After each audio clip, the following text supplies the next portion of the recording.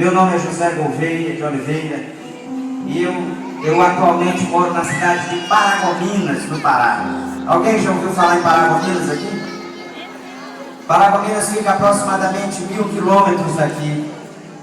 Mas há 4 meses atrás eu estava morando em Teresina. Eu sou da cidade de Imperatriz, no Maranhão, e estava morando em Teresina, cuidando de uma casa de recuperação para dependentes químicos. Eu sou pastor evangélico e a minha missão aqui na terra é plantar casas de recuperação para tratar daqueles que ninguém quer. Eu acredito que nessa plateia aqui devem ter várias pessoas que têm parente, ou filho, ou irmão, ou marido, ou um vizinho que usa droga, ou que usa álcool de forma incontrolável. E Deus me deu uma missão, e é essa a minha missão, cuidar dessas pessoas. Por isso eu quero conversar com vocês um pouco e falar um pouquinho da minha história, para que vocês entendam por que é que eu faço isso hoje. Por que é que quando o Mário me ligou, eu estando a quase 1000 quilômetros de distância, eu nem pensei 2 vezes, cara, eu vou para aí. Eu vou lá ajudar você, eu vou lá falar do amor de Deus, eu vou testemunhar daquilo que Deus fez na minha vida. E seja no Piauí, seja no Pará, seja no Brasil, ou em qualquer lugar que Deus me mandar, eu vou. Porque aquilo que Ele fez na minha vida não pode ser restrito a mim. Eu preciso contar para os outros. É tão forte que eu não consigo ficar calado, eu tenho que divulgar. Sabe quando você recebe um presente muito legal? Imagina que no final do ano o clube de lojistas da cidade faça um sorteio. Não sei se aqui fazem, mas eles gostam de fazer, às vezes de um carro ou de uma casa mobiliada. Imagina se você é o sorteado com esse prêmio. Você não consegue ficar calado, você tem que compartilhar. E as pessoas perguntam: como é que foi isso? Olha, foi assim. Como é que está sendo? Olha, está sendo assim. E é assim que eu me sinto. Eu recebi o melhor presente que uma pessoa podia receber. E eu não consigo ficar calado, eu tenho que compartilhar. Amém? Estão me entendendo? Eu gostaria de ler um texto da palavra de Deus. E eu gosto, vocês podem permanecer sentados como estão. Vou colocar os óculos, já estou ficando, maduro. É no Salmo, capítulo 139 do Salmo, a partir do versículo 14, diz assim: prestem bem atenção. Agradeço ao Senhor por ter me criado de maneira tão perfeita e maravilhosa. Suas obras são maravilhosas, eu sei disso muito bem. O Senhor conhecia perfeitamente cada osso do meu corpo, estava sendo formado enquanto eu ainda estava no ventre da minha mãe. Eu quero dizer, atente bem para que o salmista está dizendo. Como a semente que cresce debaixo da terra. Está dizendo, o Senhor acompanhou a formação de cada um dos meus ossos. E ele continua dizendo: antes mesmo que do meu corpo tomar forma humana, o Senhor já havia planejado todos os dias da minha vida. E eu quero que você fique atento a isso. E cada um desses dias, estava registrado no seu livro antes de qualquer um deles existir. Eu vou ler de novo essa última parte, porque eu quero chamar a atenção de vocês para isso. Ele diz assim: antes mesmo do meu corpo tomar forma humana, enquanto eu estava lá no ventre da minha mãe, quando ele estava sendo formado, o Senhor já havia planejado todos os dias da minha vida. Ele já sabia como eu seria. E ele diz assim: cada um deles estava registrado no seu livro antes de qualquer um deles existir. Vou traduzir para vocês. O que o salmista está querendo dizer é que Deus tinha escrito a história dele antes dele nascer.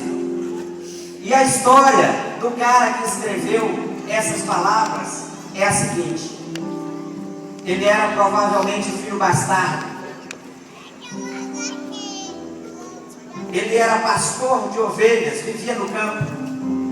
E um dia Deus diz para um profeta, disse, olha, vai lá na casa de Jessé, que era o pai desse Davi. Esse rapaz que escreveu isso, o nome dele era Davi. E Deus diz para um profeta, vai na casa de Jessé, o pai de Davi, que lá eu vou levantar um rei para a minha nação. E Jessé apresenta todos os filhos dele. E quando o profeta olha para o primeiro filho, a Bíblia diz que era um homem vistoso, bonito. O profeta diz logo, acho que é esse aqui. E Deus diz para ele assim, olha, não é esse. Tu olha a aparência, mas eu olho para dentro, para o interior. Não é isso que eu quero. E foram se passando todos os filhos de Jessé, e não era nenhum daqueles. E aí o profeta pergunta para Jessé, já acabou os teus filhos? Eles não, ainda tem mais um que está lá no campo. Ele está cuidando das ovelhas lá, dos bois. Manda chamar ele, traz ele aqui. E quando ele chega, Deus diz para o profeta, é isso aí, pode ungir. E o profeta unge aquele rapaz. Ele tinha aproximadamente 13 anos de idade. Aos 40 anos de idade, ele é ungido rei sobre a nação de Israel. E até hoje o nome de Davi é exaltado como o rei de maior relevância na nação de Israel. O que ele está dizendo aqui, esse Davi, é: o Senhor escreveu todos os meus dias em um livro antes de qualquer um desses dias existir. Agora eu quero perguntar uma coisa para você, querido. Se Deus escreveu todos os dias da minha vida e da sua vida antes de qualquer um deles existirem, por que é que você vê muita gente sofrendo? Por que é que você muitas vezes não tem o que comer em casa, não tem dinheiro para comprar o remédio? Por que é que o seu filho usa droga? Por que é que o seu marido bebe e às vezes quer espancar você? Por que é que o seu marido não tem o emprego que deseja? Se Deus escreveu a tua história no livro dele, se Deus escreveu cada dia da tua história antes que a tua história existisse, por que é que você sofre? Será que Deus é ruim? Poxa, então Deus é mau. Deus escreveu a história de Davi para ser rei sobre Israel. Mas a minha história, se ele escreveu antes, eu estou passando fome, eu não tenho emprego, meu dente dói, eu tenho uma doença incurável. Deixa eu contar para você a minha história. Eu sou filho de um pastor evangélico. Quando eu nasci num lar cristão. Meu pai era um homem íntegro, evangelista, pregador da palavra. E eu fui criado ouvindo essa palavra desde quando eu me entendi por gente, desde criança. Mas quando eu tinha aproximadamente 13 para 14 anos, eu comecei a me rebelar contra o meu pai. Eu achava que o papai era muito bobo, que o papai era careta, atrasado. E eu não podia jogar bola naquele tempo, há 30 anos atrás. Papai pastor da Assembleia de Deus, nós não podíamos jogar bola, a gente não podia ver televisão, eu não podia ir no cinema. E sabe, aquilo foi fechando a minha mente, de forma que eu comecei a achar que ser crente era ruim. Entende? Eu chegava no meu colégio e depois da educação física, os meninos dividiam um time para brincar uma partida de futebol, e eu ficava lá e dizia, cara, me escolhe aí. E eles diziam logo, não, crente não pode. Não, tu é crente, não pode. E eu comecei a me entristecer com aquilo. E eu comecei a ser rebelde com meus pais. Eu comecei a jogar bola escondido. Eu comecei a ir para a praia escondido. Nós morávamos numa cidade muito bonita chamada Conceição do Araguaia, no Pará, na beira do rio Araguaia. A nossa casa era de frente à praia, mas meu pai não permitia que eu fosse à praia dia de domingo, quando tinha muita gente. Então eu comecei a me rebelar contra o meu pai, eu ia escondido. E aquilo começou a encher meu ego. Eu comecei a desafiar as ordens do meu pai. E isso se agravou rapidamente, de forma que, com os 14 anos de idade, um dia meu pai ia me pegar para dar uma coça, me dar uma corrigida, porque eu tinha perdido o controle. e estava fazendo muita besteira, e eu resolvi cair, correr dele, sair de casa e não voltei mais. Nós somos 9 irmãos, queridos. Desses meus 9 irmãos, 8 são formados, têm nível superior. Mas com 14 anos eu saí de casa e fui para a rua. E não quis mais voltar. E depois de uns dias, quando eu quis voltar, eu voltei quebrando meu pai. Ele foi lá, se humilhou para mim e disse: me perdoa, eu te amo, tu é o meu filho, volta para cá, para casa, eu não vou mais te bater não, cara. E eu voltei para casa, mas eu voltei quebrando meu pai, orgulhoso. Eu venço ele, eu domino ele. E no período que eu tinha ficado fora de casa, eu tinha aprendido a beber, eu tinha aprendido a fumar, e alguém me apresentou um cigarro de maconha e eu fumei, e gostei, e me tornei um viciado em drogas. E a maconha foi a porta da entrada. Da maconha eu passei para os comprimidos, dos comprimidos eu passei para os injetáveis, eu tomei pipo, droga, dos pés até o pescoço. Quando o doutor Mário me conheceu, eu não conseguia me calçar ainda. Eu tenho ferida nos meus pés que tem 20 anos que não saram, por causa do tempo da droga. Da droga foi pro roubo, do roubo pro tiro. E sabe, querido, é uma bola de neve, a coisa vai piorando. E durante 24 anos, e eu quero que vocês prestem atenção nisso, por favor. Durante 24 anos, eu pensei que o Deus dos meus pais tinha desistido de mim. Tem chance para mim, mas não. Fui viver na rua, fui me drogar, fui roubar, fui prejudicar outras pessoas. Desisti de mim. Teve um determinado período da minha vida que minhas pernas eram todas enfaixadas por causa das várias feridas e fedia. E às vezes eu ia para os bares, pedia 50 centavos ou 25 centavos para tomar uma dose de cachaça e as pessoas me mandavam embora. E às vezes um se compadecia e disse: não, eu vou te dar 50 centavos. E o dono do bar disse: não dá para esse cara aí não, manda ele embora, você não tem mais jeito não.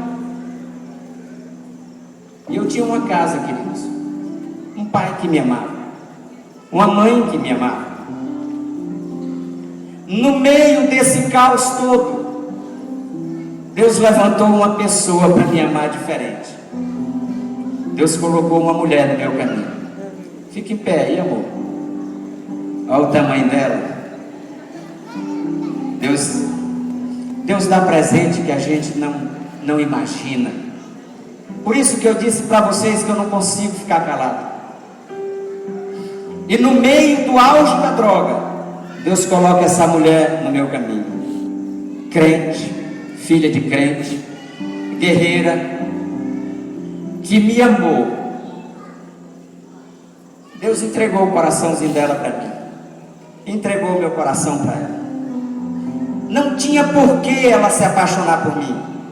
Todo ferido, fedorento, sem moral, sem vergonha, devendo todo mundo. Não tinha por que ela se apaixonar por mim. Era uma loucura. Os pais dela não queriam de jeito nenhum. Mas era projeto de Deus. E essa mulher me deu filhos. E ela viveu sofrendo comigo ainda 12 anos. Eu usando droga. Queridos, a situação chegou num ponto, eu me lembro, eu tive filhos maravilhosos. E eu me lembro de dar 50 centavos para o meu filho à tarde, tipo 6 horas da tarde. E 3 horas da manhã, eu ir lá e acordar ele: Júnior, tu já gastou aqueles 50 centavos? Não, pai. Não, meu filho, me dá ele aí que amanhã eu te dou R$1. Desesperado para completar o dinheiro para comprar mais droga.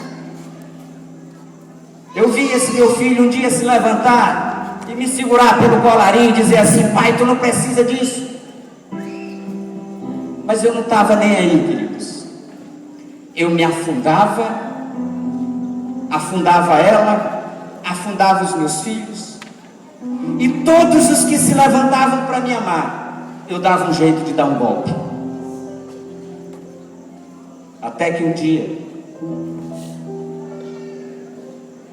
no auge do desespero, todo cheio de ferida, ferido por dentro, sem autoestima, triste, esse meu filho que me segurou pelo colarinho, ele é surdo de um ouvido.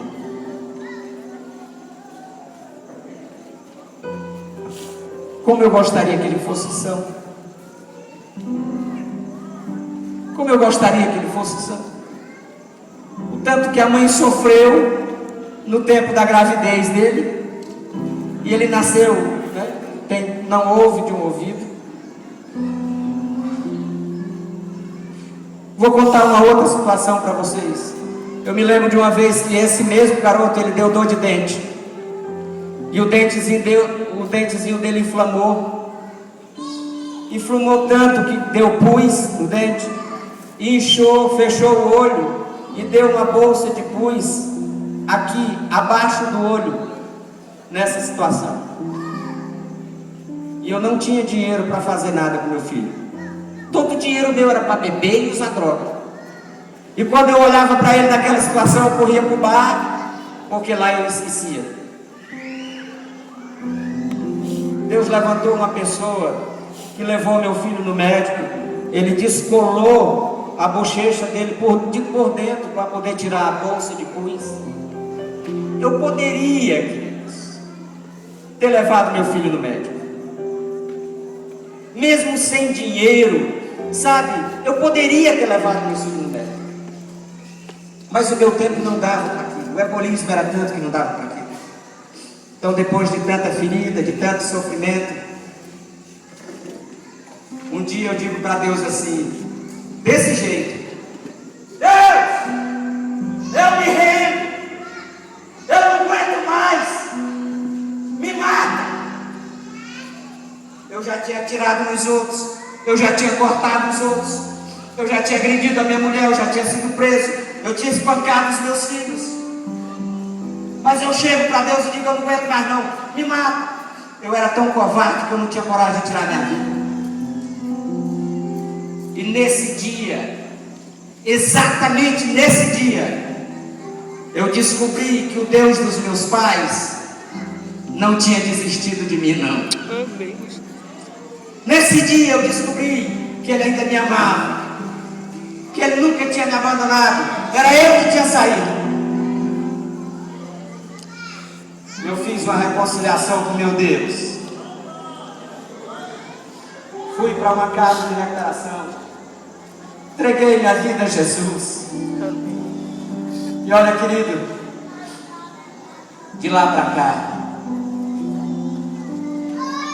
Deus me deu de novo o coração da minha esposa. Eu já tinha praticamente perdido. Os meus 4 filhos são evangélicos, graças a Deus. Nenhum usa droga, nenhum procurou o caminho do mal. Me ungiram pastor,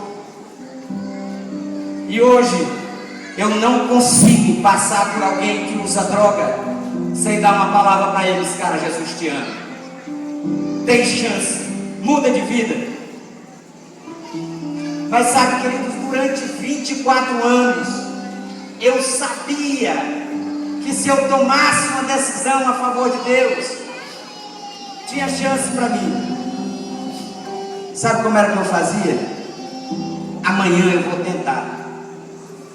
Como eu disse para vocês no começo, eu sou filho de pastor, fui criado no Evangelho, e nós temos o costume na igreja de que toda virada do ano, todo dia 31 de dezembro, nós nos reunimos na igreja para orar e viramos o ano em oração. E desde quando eu sou criança que eu tenho essa cultura, essa tradição. Então, mesmo eu drogada, minha esposa sabe, eu dizia para ela: ó, quando ela ia para a igreja, quando der 11h30, 15 para meia-noite, tu sai lá para fora, que é para a gente orar junto. E lá eu abraçava minha esposa, os meus filhos, e pedia para Deus assim: Deus, muda a minha história nesse ano, Senhor. Não deixa eu viver a mesma coisa que eu vivi o ano passado, não. Muda, Senhor, a minha história esse ano. Mas eu mesmo dizia assim: Senhor, a partir de amanhã eu paro de usar droga. A partir de amanhã, Senhor, eu paro de beber. Eu queria mesmo parar de sofrer. Mas como era dia 31 de dezembro, e tinha festa, e tinha um Réveillon, e tinha muita droga rolando, e muita bebida, e prostituição, eu digo: Senhor, eu quero mudar de vida. Mas hoje eu vou fazer uma despedida e amanhã eu começo. E 24 anos eu disse amanhã. E durante 24 anos eu disse amanhã. Vocês estão prestando atenção naquilo que eu estou dizendo? Por favor, levante a mão. Você está entendendo? Glória a Deus. Glória a Deus. Eu vou ler para vocês a história de um cara parecido comigo, que deixou as coisas para amanhã. Quem de vocês já ouviu falar que Deus... Quem já ouviu a história de Moisés? Quem já assistiu o filme de Moisés? Vocês conhecem a história de Deus abrindo o mar vermelho? Vocês sabem da história? É verdade. Essa história é contada no livro de Êxodo. E eu já vou terminar, e eu quero que vocês prestem atenção. Diz assim a Bíblia: depois disso, disse Deus a Moisés: vá ao faraó e diga-lhe assim: deixe o meu povo ir para me oferecer culto. Se você não deixar, eu vou encher todos os teus territórios de rãs. O rio transbordará delas. Subirão do rio, avançarão pela terra e entrarão na sua casa. Nem nos seus quartos de dormir vocês terão descanso, pois as rãs entrarão neles e subirão nas camas. Isso também ocorrerá na casa dos seus oficiais, e avançarão sobre o povo, e entrarão nos fornos e nas bacias de amassar pão. As rãs virão sobre você, e todo o seu povo, e todos os oficiais. Vou fazer um parêntese aqui para vocês entenderem. O povo de Israel era escravo desse faraó no Egito, e Deus mandou Moisés dizer para o faraó: só libera o meu povo, deixa eles irem. E se tu não deixar ir, vai acontecer isso, eu vou mandar uma praga. São 10 pragas. Foram 10 pragas que o Senhor mandou sobre o Egito. Mas aqui está falando especificamente sobre a praga das rãs. Ele está dizendo: olha, Moisés, vai lá e fala para o faraó para liberar o povo. Se ele não deixar vocês ir, eu vou mandar uma praga de rãs. Vai sair rã de dentro do rio, que vai invadir a casa dele, o lugar deles fazer comida, no lugar de dormir, vai ter rã para todo lado. Avise isso para ele. E Moisés vai lá e fala para o faraó. Continuando. E o Senhor continuou falando a Moisés: diga a Arão, que era o irmão de Moisés, que estenda a vara sobre os rios, sobre os canais, sobre as lagoas, para fazer rãs subir de toda a terra do Egito. E Arão estendeu a mão sobre as águas do Egito, e apareceram rãs que cobriram a terra. Amém, querido? Preste atenção. Amém. Naquela situação crítica, o faraó mandou chamar Moisés e Arão e disse-lhes: as rãs subiram, estavam tomando de conta de tudo, e o faraó não pede arrego, né? Vamos dizer assim. Ele não aguenta a pressão, chama o profeta e diz assim: ora para as rãs sumir e eu libero o povo. Diz assim: naquela situação crítica, o faraó mandou chamar Moisés e Arão e disse-lhes: peçam ao Senhor que tire as rãs, e eu deixarei o povo ir e oferecer sacrifício ao Senhor. Moisés respondeu a faraó: é só dizer quando. Eu quero que você preste atenção agora, por favor. Ele diz: é só dizer quando eu devorar a seu favor, pelos seus oficiais e pelo seu povo, para que as rãs sejam retiradas da terra e fiquem somente no rio. Ele está dizendo assim: tudo bem, eu vou orar, mas é tu que vai me dizer quando é, que hora é que eu devorar. Versículo 10. O faraó respondeu: que seja amanhã. Que seja amanhã. E eu já tinha lido essa passagem da Bíblia, eu não sei nem quantas vezes, mas nunca tinha reparado nisso. E eu fiquei a me perguntar, queridos, por que uma pessoa que tem cultura, ele era rei, ele governava uma nação, e ele está passando por um problema, está cheio de rã, está cheio de sapo na cidade dele, no reinado dele. E a Bíblia diz que as rãs invadiram o quarto dele dormir, o lugar de fazer a comida em todo lugar. Eu acredito que a senhora Faraó, a mulher dele, devia estar zangada, né? Porque mulher não gosta de rã, de sapo, nem homem também. Mas quando o profeta diz assim, eu vou orar, e quando eu orar as rãs vão sumir, mas é tu que vai me dizer quando é que eu devo orar. E ele responde, amanhã. Eu fico me perguntando, por quê? Por que ele escolheu passar mais uma noite com as rãs? Por que é que eu tenho a solução de um problema e eu não decido, cuidar desse problema logo? Eu costumo dizer que se ele fosse casado com a Nerilene, quando ela visse ele dizendo amanhã, ia sobrar para o Faraó. Verdade. Mas sabe de uma coisa, queridos? Na Bíblia nada é coincidência. Eu passei a vida toda dizendo amanhã.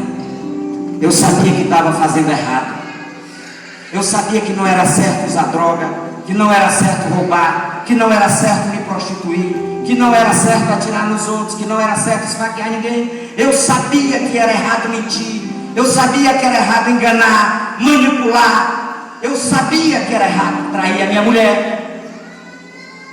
Mas quando eu era confrontado comigo mesmo, pelo Espírito Santo, eu dizia assim, amanhã eu mudo. E eu quero falar para você que está aqui nessa noite, que sabe que tem que tomar decisões, que sabe que tem errado em algumas coisas, que entende que alguma coisa precisa mudar na sua vida, porque da forma que está caminhando não pode continuar. E que tem deixado para amanhã, e amanhã, e amanhã. Eu quero lhe desafiar a fazer como eu fiz. O amanhã nunca chega, querido. Quando você chegar amanhã, vai ter um outro amanhã, e depois um outro amanhã. O dia é hoje. A Bíblia diz que é no tempo que se chama hoje. Sabe por que esse povo se reuniu por Uruçuí? Eu conheço o Mário, primo filho. Eu cuidei de uma casa de recuperação lá em Teresina. Eu fui para lá, a minha igreja me mandou para lá. Eu não concluí a minha história. Eu me recuperei, parei de usar droga. E as pessoas olharam para mim e disseram, governo, agora tu é uma ferramenta para ajudar outros a sair da droga. E eles me mandam para os lugares, e nesses lugares eu fundo casa de recuperação, e nessas casas surgem outros Zé Gouveia. E eu tenho um sonho, queridos. Eu não sei se eu sou um voador. Eu sonho um dia voltar da igreja um dia de domingo, sentar em casa e ligar a televisão, lá no Fantástico, o cara dizer assim, diminuir o consumo de droga no Brasil, porque as igrejas têm se mobilizado em recuperação e em prevenção. É por isso que eu vim aqui, queridos, porque eu tenho um sonho. Eu conheço o Mário, eu não conheço os outros irmãos de Uruçuí que aqui estão, mas sei que são pessoas íntegras, sei que são pessoas que não estão deixando para amanhã, que não estão esperando o prefeito fazer, ou o governador fazer. Eles se incomodaram, se indignaram e se levantaram para fazer a diferença. Mas eu quero desafiar você nessa noite. Você